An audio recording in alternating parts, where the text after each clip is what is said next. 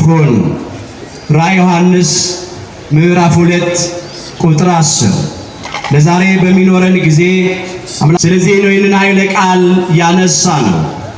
ይህንን ቃል በዚህ ስፍራ የመዘገበው ሐዋርያውና ወንጌላዊ ቅዱስ ዮሐንስ ወልደ ነጎድጓድ ነው። ራእዩን ተመልክቶ በፍጥሞ ደሴት በግዞት ሳለ የመዘገበው ኃይለ ቃል ነው።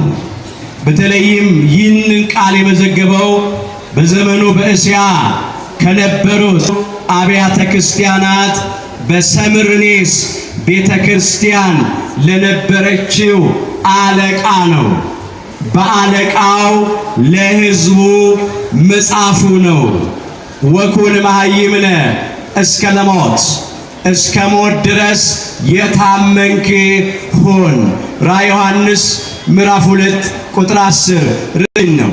በዚህ ርዕስ ውስጥ ሊቀ ሐዋርያት ቅዱስ ጴጥሮስና ሐዋርያው ቅዱስ ጳውሎስ እነማን እንደነበሩ ምድር እንዴት እንደተመላለሱና ገድላቸውን ሩጫቸውን እንዴት አድርገው እንደጨረሱ በጥቂቱ ተመልክተን ዛሬ ከሊቀ ሐዋርያት ከቅዱስ ጴጥሮስና ከሐዋርያው ከቅዱስ ጳውሎስ እኛ ልንማር የሚገባው ነገር ምን እንደሆነ ተመልክተን ትምህርታችንን እንጠቀልለዋለን። እስከ ሞት ድረስ የታመንክ ሁን። ሊቀ ሐዋርያት ቅዱስ ጴጥሮስ ማን ነበር ስንል ሊቀ ሐዋርያት ቅዱስ ጴጥሮስ በገሊላ ባህር አጠገብ ከምትገኘው ቤተሳይዳ ወይም የአሳ አጥማጆች ቤት ከምትባለው ስፍራ የተወለደ ሊቀ ሐዋርያት ቅዱስ ጴጥሮስ ይተዳደር የነበረው አሳ በማጥመድ ነው። ከወንድሙ ከሐዋርያው ከቅዱስ እንድርያስ ጋር አምላካችን ጌታችን መድኃኒታችን ኢየሱስ ክርስቶስ ቅዱስ ጴጥሮስንና ቅዱስ እንድርያስን ለአገልግሎት ጠራቸው። በዮሐንስ ወንጌል ምዕራፍ 1 ቁጥር 45 ጀምሮ ይህን ታሪክ መመልከት ይቻላል። ኢየሱስ ክርስቶስ ሊቀ ሐዋርያት ቅዱስ ጴጥሮስን እንዲህ አለው፣ እነሆ ከዛሬ ጀምሮ ሰዎችን ታጠምድልኛለህ አለው። ታምራት እየተመለከተ የቃሉን ትምህርት እየሰማ እስከ መጨረሻ ድረስ ተጓዘ።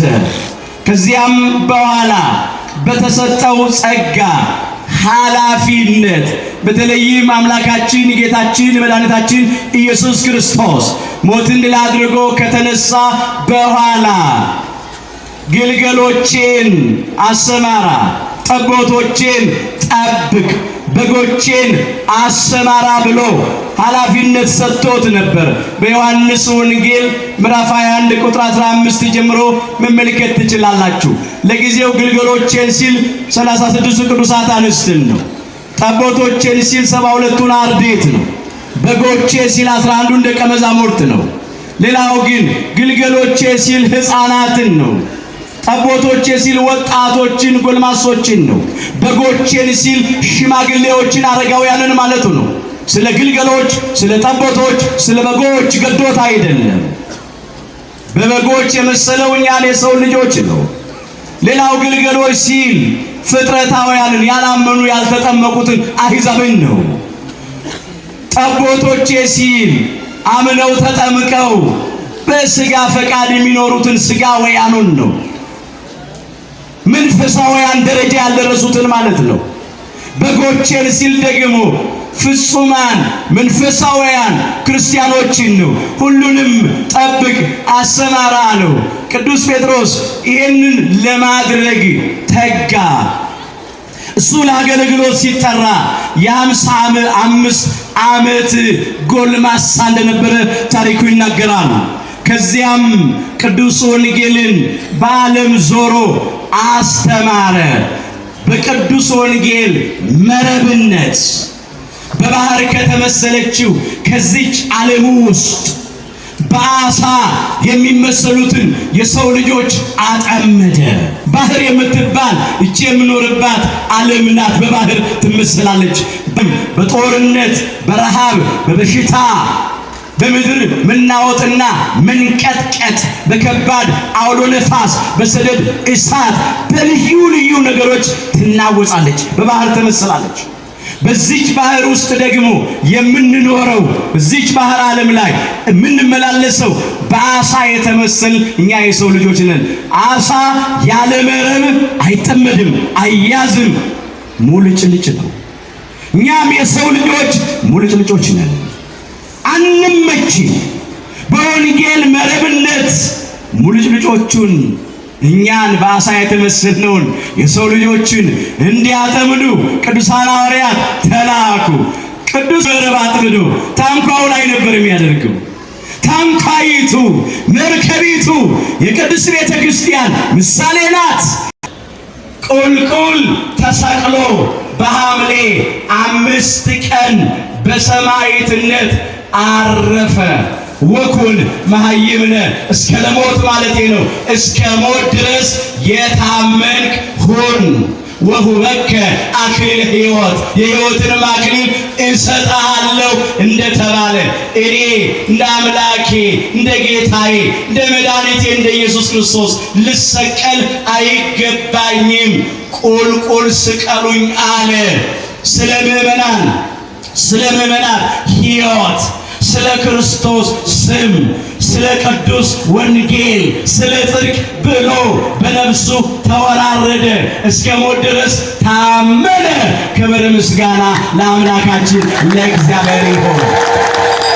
ይህንን ነው እያከበርን ያለ ነው። ቅዱስ ጴጥሮስ የዮና ልጅ ነው። የቀደመ ስሙ ስምዖን ነው። በእናቱ ከስምዖን ነገድ ስለሆነ ማለት ነው። እናቱ ናት ያወጣችው። በኋላ አምላካችን ጌታችን መድኃኒታችን ኢየሱስ ክርስቶስ ጴጥሮስ አለው። ጴጥሮስ ቃሉ የጥር ወይም የግሪክ ነው። በጥንቱ አረማይክ ወይም በዕብራይስጡ ኬፋ ይለዋል፣ በግዕዙ ኮኪ ይለዋል። አለት ወይም ድንጋይ ማለት ነው። እንደ አለት የጸና ምስክርነት ስለሰጠ በመንፈስ ቅዱስ ተቃኝቶ ሰዎች የሰው ልጅ ማን እንደሆነ ይሉታል ብሎ አምላካችን ኢየሱስ ክርስቶስ በጠየቀ ጊዜ አንዳንዶቹ ኤርምያስ፣ አንዳንዶቹ ሙሴ፣ አንዳንዶቹ ኤልያስ፣ አንዳንዶቹ በጥምቀ መለኮት ቅዱስ ዮሐንስ ይሉሃል አሉት። አንዳንዶቹም ከነቢያት አንዱ ሳይሆን አይቀርም ይሉሃል አሉት። እናንተስ ማን እንደሆንኩ ትሉኛላችሁ ብሎ በጠየቀ ጊዜ ቅዱስ ጴጥሮስ ነው ይህንን የመሰከረው። አንተ ውእቱ ክርስቶስ ወልደ እግዚአብሔር ሕያው አለ። አንተማ ክርስቶስ የሕያው እግዚአብሔር ልጅ ነው ብሎ መሰከረ። ክብር ምስጋና ለአምላካችን ለእግዚአብሔር ይሁን። በማቴዎስ ወንጌል ምዕራፍ 16 ቁጥር 13 ጀምሮ ይሄ ሙሉ ታሪኩ ተመዝግቧል። ያን ጊዜ ነው ቅዱስ ጴጥሮስን የዮና ልጅ ስምዖን ሆይ አለው፣ እነሆ ይህንን ምስጢር የገለጠልህ የሰማዩ አባቴ ነው እንጂ ስጋዊ ደማዊ መምህር ይህንን አልገለጠልህም። ስጋውያን ደማውያን መምህራን የገለጡላቸው ያስተማሯቸውማ ከነቢያት አንዱ ነቢይ ነው፣ ፍጡር ነው አሉኝ። ይህንን ምስጢር የገለጠልህ የሰማዩ አባቴ ነው እንጂ ስጋዊ ደማዊ ጥበብህ እውቀትህ ይህን አልገለጠልህም። በእውነት የኢየሱስ ክርስቶስን የባህሪ አምላክነት፣ የባህሪ ጌትነት፣ የባህሪ ፈጣሪነት፣ የባህሪ መድኃኒትነት መመስከር የሚቻለው እግዚአብሔር መንፈስ ቅዱስ ሲገልጥ ነው። ወልደ እግዚአብሔር ሕያው፣ ወልደ ማርያም ስግው፣ ወልደ አብ፣ ወልደ ማርያም፣ ወልደ ዋሂድ በተዋሂዶ የከበረ ስግው ቃል ሰው የሆነ አምላክ ነው ብሎ መሰከረ። ክብር ይግባው ሊቀ ሐዋርያት ቅዱስ ጴጥሮስ። አንተ ጴጥሮስ አንተ አለት ነህ። የተናገርከው ቃል የቀን ሐሩር የሌሊት ቁር እንደማይለውጠው ጽኑ የሆነ ምስክርነት ነው። በዛ ላይ መሰለው በዚች አለት ላይ በተናገርከው ቃል አንተ ክርስቶስ የሕያው እግዚአብሔር ልጅ ነህ ብሎ በመሰከረው ምስክርነት ላይ ነው ቤተ ክርስቲያኔን እሰራታለሁ እመሰርታታለሁ አለ። የቤተ ክርስቲያን መሰረቷ የክርስቶስ መሰረቷ የሊቀ ሐዋርያት የቅዱስ ጴጥሮስ ምስክርነት ነው። የክርስቲያኖች መሰረት የቤተ ክርስቲያን መሰረት አንተ ክርስቶስ የሕያው እግዚአብሔር ልጅ ነህ ብሎ መመስከር ነው። የክህነትን መሰረት ሆኗል ቅዱስ ጴጥሮስ። የአዲስ ኪዳን ካህናት በሊቀ ሐዋርያት በቅዱስ ጴጥሮስ በኩል ነው ያንን ስልጣን ከአምላካችን ከጌታችን ከመድኃኒታችን ከኢየሱስ ክርስቶስ የተቀበሉት። ክብር ይግባው ሊቀ ሐዋርያት ቅዱስ ጴጥሮስ። ሐዋርያው ቅዱስ ጳውሎስ ማን ነበር? ባጭሩ የሱን ደግሞ እናንሳ። የሁለቱም መታሰቢያ በዓል ስለሆነ ቅዱስ ጳውሎስ የቀደመ ስሙ ሳውል ነው። የተወለደው በጠርሴስ ከተማ ነው። ከእስራኤል ወገን ነው። ከቢንያም ወገን ይለዋል። ነገዱ ከቢንያም ነገድ ነው። ቅዱስ ጳውሎስ አስቀድሞ ሕይወቱ በአይሁድ መንገድ የሚሄድ ከጸሐፍት ፈሪሳውያን ጋር የሚተባበር ነበረ። የአይሁድ የሸንጎ አባል ሆኖ ተቆጥሯል። የምክር ቤቱ አባል ነው። በጣም ጎበዝ ነው። ለአይሁድ ወግ ስርዓት በጣም ይቀናል። ክርስትናንና ክርስቲያኖችን የሚያሳድር ነበር። ቀዳሜ ሰማዕት ዲያቆን እስጢፋኖስ ሲወገር ከወጋሪዎቹ ጋር ተስማምቶ የወጋሪዎቹ ልብስ ይጠብቅ ነበር። ላለማስነጠቅ ጎበዝ ነው። ድንጋይ ያቀብል ነበር። አንድ ቀን ይላል ታሪኩ በሐዋርያት ሥራ ምዕራፍ 9 ከቁጥር 1 ጀምሮ ተመዝግቧል። በደማስቆ መንገድ ላይ ደብዳቤ ተቀብሎ ክርስቲያኖችን ሊያሳስር፣ ሊያስገርፍ፣ ሊያስገድል በሚሄድበት ጊዜ አምላካችን ጌታችን መድኃኒታችን ኢየሱስ ክርስቶስ በመብረቅ መታውና ጣለው። ከዚያም መሬት ላይ ወድቆ ሳለ ሳውል ሳውል ሳውል ሆይ ስለምን ታሳድደኛለህ አለ። ከዚያም ጌታ ሆይ አንተ ማነህ? ምንስ እንዳደርግ ትፈልጋለህ አለው። እኔ የምታሳድደኝ ኢየሱስ ክርስቶስ ነኝ። እንዳደርግ የምትፈልገውን ነገር አሁን ሐናንያ ይነግርሃል፣ ወደሱ ሂድ አለው። ቀድሞም ከገማልያል እግር ስር ቁጭ ብሎ የተማረ ነው። ወደ ሐናንያ ሄደ። ሊያደርግ የሚገባውን ነገር ሁሉ ነገረው፣ አስተማረው። የሚጓዝበትን መንገድ ነገረው። የአሕዛብ ሐዋርያ እንደሆነ ብዙዎችን ከጨለማ ወደ ብርሃን እንደሚያመጣ ከአምልኮተ ጣዖት ወደ አምልኮተ እግዚአብሔር እንደሚመልስ ከገቢረ ኃጢአት ወደ ገቢረ ጽድቅ እንደሚመልስ ለብዙ አሕዛብ መዳን ምክንያት እንደሚሆን ነገረው። ያን ጊዜ ቅዱስ ጳውሎስ አመነ፣ ተጠመቀ። ታሪኩ ተለወጠ፣ ነገሩ ተገለበጠ። ክርስቲያኖችን ማሳደድ ትቶ ስለ ክርስቲያኖች የሚሰደድ ሆነ። አስተውሉ።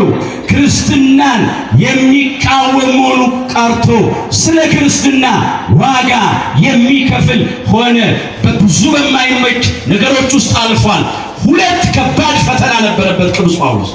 የመጀመሪያው ፈተና እነሆ ከአይሁድ ፈቃድ መንገድ ስለተለየ፣ ክርስትናን፣ ወንጌልን፣ ጥምቀትን ስለተቀበለ አይሁድ ይቃወሙት ነበር፣ ይጠሉት፣ ያሳድዱት ነበር። የእነሱን ፈቃድ አይፈጽሙም። ሁለተኛው ደግሞ ችግር ክርስቲያኖቹ አያምኑትም ነበር። ትናንትና ያሳድዳቸው ስለነበር፣ ትናንትና የወንጌል የመስቀል የክርስትና እንቅፋት ስለነበረ እንዴት አድርገው ይቀበሉት? ያን ጊዜ በርናባስ የሚባለው የመጽናናት ልጅ ማለት ነው የስሙ ትርጉም ወሰደውና ቅዱስ ጳውሎስን ከቅዱሳን ሐዋርያት ጋር አገናኘው። ከዚያ ታሪኩ ተለውጧል። የአሕዛብ ሐዋርያ ሆኖ ወንጌልን በልዩ ልዩ ቦታ መስበክ ጀመረ። ትምህርት ከተአምራት ጋር ቅዱስ ጴጥሮስም እንደዚህ ነበር የሚያደርገው። ወንጌልን በሚሰብክበት ጊዜ መከራ ይቀበል ነበር። በ32 ዓመቱ ነው እሱ ለአገልግሎት የተጠራው። ብዙ ዓመታት ወደ 35 ዓመታት በዚህ ምድር እየተመላለሰ ወንጌልን ሰብኳል። ወንጌልን በማስተማሩ በግፍ በሮም ታሰረ ይላል።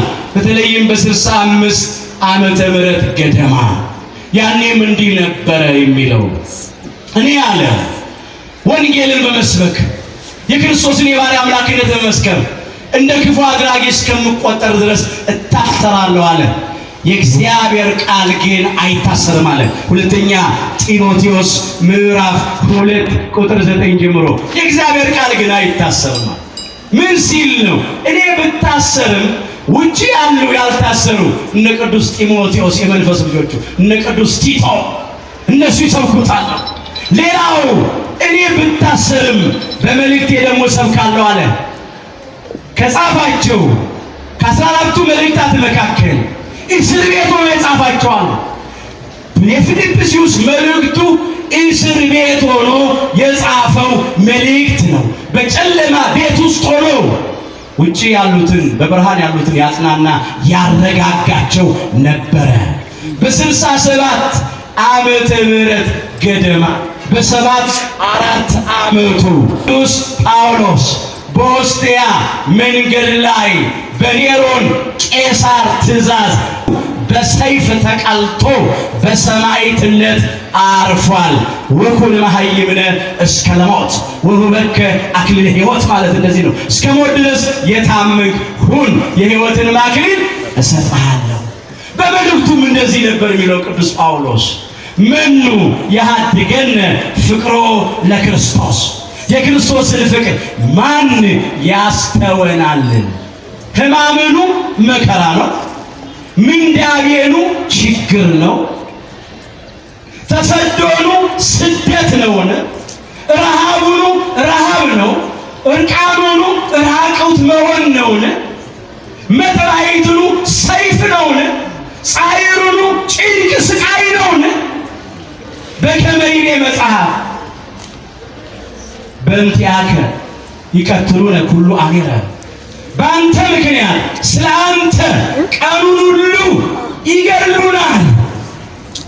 ወኮነ ከመ አባግዕ ዘይጠብሑ፣ እንደሚታረዱ በጎች ተቆጠርን ያለው ሮሜ ምዕራፍ 8 ቁጥር 35 ጀምሮ የተመዘገበ ኃይለ ቃል ነው።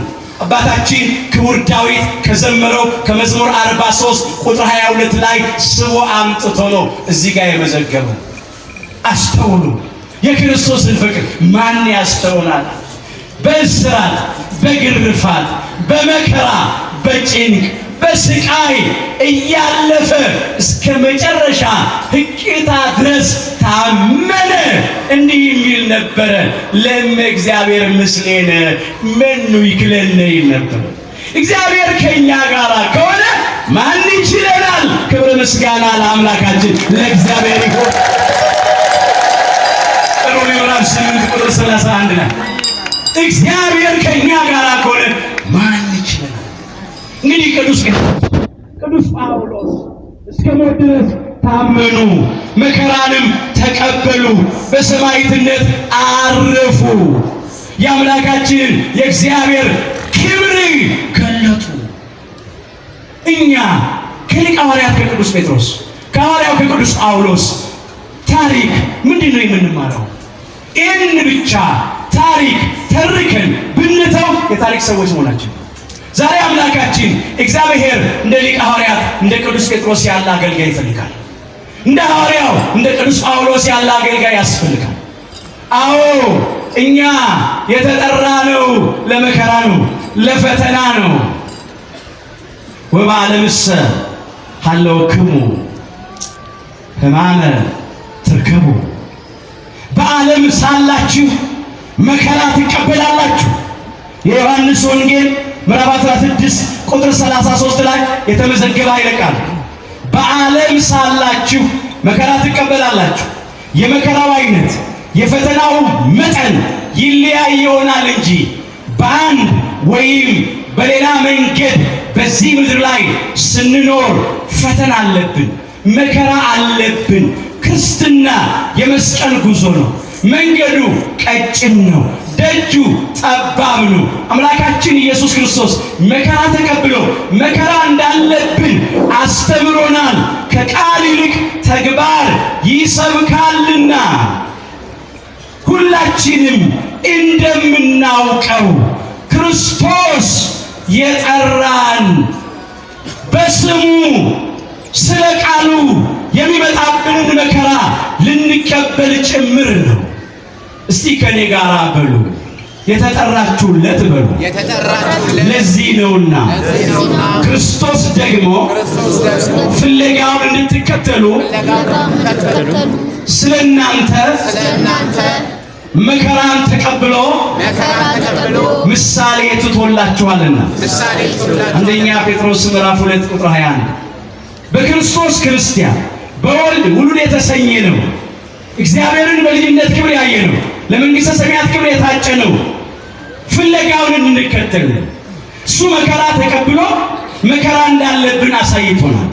ቅዱስ ጴጥሮስ፣ ቅዱስ ጳውሎስ በስሙ መጠራት ብቻ አይደለም መከራን ተቀብለዋል፣ እስከ ሞት ድረስ ታምነዋል። እኛም ደግሞ እንደ አቅማችን በመጠኑ መከራ እንቀበላለን።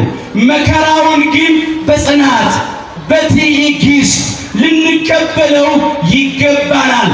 በተለይ ይሄ ዘመን ትንቢት የሚፈጸምበት ምሳሌው የሚደርስበት የመጨረሻው ዘመን ዋዜማ ላይ ነው ያለነው። መከራ አለ። በዚያን ጊዜ ለመከራ አሳልፈው ይሰጧችኋል፣ ይገድሏችሁማል። ስለ ስሜ በአሕዛብ ሁሉ የተጠላችሁ ትሆናላችሁ ይላል የማቴዎስ ወንጌል ምዕራፍ 24 ቁጥር 9 ላይ እያየን ነው። ዛሬም ኔሮን ቄሳር ባይኖርም ኔሮኖች አሉ። የኔሮንን ክፉ የጭካኔ ድርጊት የሚፈጽሙ አሉ። በንጹሐን ደም የሚታጠቡ ክርስቲያኖችን የሚያስሩ፣ የሚገርፉ፣ የሚያሰቃዩ እስከ ሞት ድረስ የሚደበድቡ፣ የሚገርሉ ኔሮናውያን አሉ። የዘመኑ ኔሮናውያን አሉ፣ ሞልተዋል። እያየን እኮ ነው። ካህናቱ፣ ዲያቆናቱ፣ ሊቃውንቱ፣ አገልጋዮቹ፣ ምዕመናት ክርስቲያኖች በቤተ ክርስቲያን ቅጥር ውስጥ ጭምር በሰይፍ ሲቀሉ አይተናል። ሰው ያወቀው ፀሐይ የሞቀው የአደባባይ ምስጢር እኮ ነው። ነፍሰ ጡር ብለው ሳይራሩ ሳያዝኑ ማህፀን ቀደው ጽንስ አውጥቶ ሲጥሉ አይተናል። ወልዳ የምታጠባ አራስ ከነ ልጇ ስትገደል አይተናል። ሕፃናት ብለው ሳይምሩ ሳይራሩ፣ ሽማግሌዎች ብለው ሳያፍሩና ሳያከብሩ ምስቱን ልንገራችሁ እንደ ሽንኩርት እየላጡ ሲከትፉ አይተናል። እዚህ ዘመን ላይ ደርሰናል። ዛሬም እነ ቅዱስ ጴጥሮስ ቁልቁል ተሰቀሉ፣ እነ ቅዱስ ጳውሎስ በሰይፍ ተቀሉ። ዛሬም ብዙ መከራ አለ። ቁልቁል እኮ ሲሰቀሉ አይተናል። ሰዎች በቁማቸው በእሳት ሲቃጠሉ አይተናል። በሰይፍ ሲቀሉ አይተናል። በድንጋይ ሲወገሩ አይተናል። በመኪና ላይ ታስረው ሲጎተቱ አይተናል። ምን ያላየነው ግፍ አለ? ምን ያላየነው ጭካኔ ድርጊት አለ በዘመናችን? ግን እነኚህ የታደሉ ናቸው። አምነው በክርስትናቸው ምክንያት እስከ ሞት ድረስ የተደበደቡ በስጋ ቢሞቱ በነፍስ አይሞቱ። አንድ ጊዜ ቢሞቱ ሁለተኛ አይሞቱም። ሃይማኖቱን ላጸና፣ ምግባሩን ላቀና፣ ለንስሐ የሚገባ ፍሬ ላፈራ፣ የአምላክን ቅዱስ ሥጋና ክቡር ደም ለተቀበለ፣ በእውነት ለተዘጋጀ ሰው የሥጋ ሞት ወደ እግዚአብሔር የምንሄድበት መንገድ ነው። ከምድር ወደ ሰማይ የምንወጣበት መሰላል ነው። ከሚያልፍ ዓለም ወደማያልፈው ዓለም የምንሸጋገርበት ድልድይ ነው። እስመ ብዙ ሕማም ሀለወነ ንብአ ለመንግሥተ እግዚአብሔር ነው የተባለው። ወደ እግዚአብሔር መንግሥት በብዙ መከራ እንገባለን ይላል የሐዋርያት ሥራ ምዕራፍ 14 ቁጥር 22። መከራ ሲቀበል ነው ቅዱስ ጳውሎስ፣ ሲጨነቅ ነው። ክርስቲያኖች ወደ ኋላ ሊያፈገፍጉ ሲሉ ወደ እግዚአብሔር መንግሥት በብዙ መከራ እንገባለን አይዟቸው አለ። እውነት ነው። የጥቂቱ ጊዜ ሐዘናችን የዘላለም ደስታችን ዋዜማ ነው። የጥቂቱ ጊዜ መከራችን የዘላለም ክብራችን ዋዜማ ነው። ከሞት በኋላ ሕይወት አለ። ከመቃብር በኋላ ትንሣኤ አለ። በእውነት ሰዎች ከቤተ ክርስቲያን ያወጡን ይሆናል፣ ከምድር ያስወግዱን፣ ይገድሉን፣ ያጠፉን ይሆናል። ነገር ግን ነፍሳችንን አያገኟትም። ለዘላለም መንግሥት ክብር ደግሞ እግዚአብሔር በቸርነቱ ያበቃናል። ክብር ምስጋና ለአምላካችን ለእግዚአብሔር ይሁን። አንድ ኃይለ ቃል እንመልከትና ይበቃናል። ሰናየ ገድለ ተጋደልኩ በድሬኒ ፈጸምኩ ወሃይማኖቴን አቀብኩ። መልካሙን ገድል ተጋድያለሁ፣ ሩጫዬንም ጨርሻለሁ፣ ሃይማኖቴንም ጠብቄያለሁ። ሁለተኛ ጢሞቴዎስ ምዕራፍ 4 ቁጥር 7 ቅዱስ ጳውሎስ ሰማዕት ሆኖ በክብር ሊያርፍ በተቃረበበት ጊዜ የተናገረው ቃል የሚሄድበት ጊዜ ደርሷል አለ። በሞት መንገድነት እኮ የሚሄደው እኮ ወደ ክርስቶስ ነው። ለሚናፍቀው ልሄድ ከክርስቶስ ጋር ልኖር ናፍቃለሁ ከሁሉ ይልቅ እጅግ የሚሻል ነው አይል ነበር። የሚሄድበት ጊዜ ደርሷል። ሞት ወደ ክርስቶስ የምንሄድበት መንገድ ነው። እውነተኞች ክርስቲያኖች ከሆነ መልካሙን ገድል ተጋድያለሁ። የሃይማኖት ገድል ነው የተጋደለው። ከዲያብሎስና ከሰራዊቱ ጋር ተጋደለ፣ አሸነፈ። ከፈቃደ ሥጋው ጋር ተጋደለ፣ ፈቃደ ሥጋውን ለፈቃደ ነፍሱ አስገዛ። ከአሕዛብ ከኢያማንያን ከአረማውያን ከጣዖት አምላኪያን ጋር ተጋደለ፣ አሸነፋቸው። ከመናፍቃን ከተጠራጣሪዎች ጋር ተጋደለ፣ ምላሽ አሳጣቸው፣ ተከላክሎ ረታቸው። መልካሙን ገድል ተጋድያለሁ። ሩጫዬን ጨርሻለሁ። የጽድቅ ሩጫ፣ የሃይማኖት ሩጫ፣ መንፈሳዊ ሩጫ ጨርሻለሁ። ሃይማኖቴን ጠብቄአለሁ። በሰይፍ እስኪቀላ ድረስ ታመነ። እስከ ሞት ድረስ የታመንኩን ማለት ነው። ወደፊት የጽድቅ አክሊል ተዘጋጅቶልኛል። ይህንንም ጻድቅ ፈራጅ የሆነ ጌታ ለኔ ያስረክበኛል። ለኔ ብቻ ግን አይደለም፣ መገለጡን ለሚወዱት ሁሉ እንጂ አለ። ለኛም የተዘጋጀው ይሄ ነው። አሁን አንዳንድ ሰዎች መቃብር ላይ ይሄንን ቃል እናነባለን። መልካሙን ገድል ተጋድያለሁ፣ ሩጫ ጨርሻለሁ፣ ሃይማኖቴን ጠብቄአለሁ። ከዛ 3 ነጥብ ትደረጋለች። እንደ ቅዱስ ጳውሎስ በሃይማኖት የጸኑ ምግባራቸውን ያቀኑ እስከ መጨረሻ ቀጣ የታመኑ ከሆኑ ሊጻፍላቸው ይገባል። አንዳንዶቹ ግን ያልኖሩበት ሕይወት ነው የሚጻፍላቸው። የትም ሲሮጡ ከርሞ በአምልኮ ጣዖት፣ በዝሙት ጠጥቶ በመስከር፣ በመጨፈር፣ በሲጋራ፣ በጫት፣ በአሺሽ ሱስ፣ በበደል በርኩሰት ሲሮጡ ኖሮ ሩጫዬ ጨርሻለሁ ተብሎ አይጻፍ። ይሄ እንደ ቅዱስ ጳውሎስ የሃይማኖት ሩጫ ለሮጡ ነው። መንፈሳዊ ሩጫ ለሮጡ ነው። እስከ ሞት ድረስ የታመንኩን የሕይወትንም አክሊል እሰጥሃለሁ። ከሊቀ ሐዋርያት ከቅዱስ ጴጥሮስ ከሐዋርያው ከቅዱስ ጳውሎስ ረድኤትና በረከት ሁላችን ያሳትፈን። እኛም እስከ መጨረሻው ቀጣ ድረስ ጸንተን እንድንጋደል በቸርነቱ ይርዳን።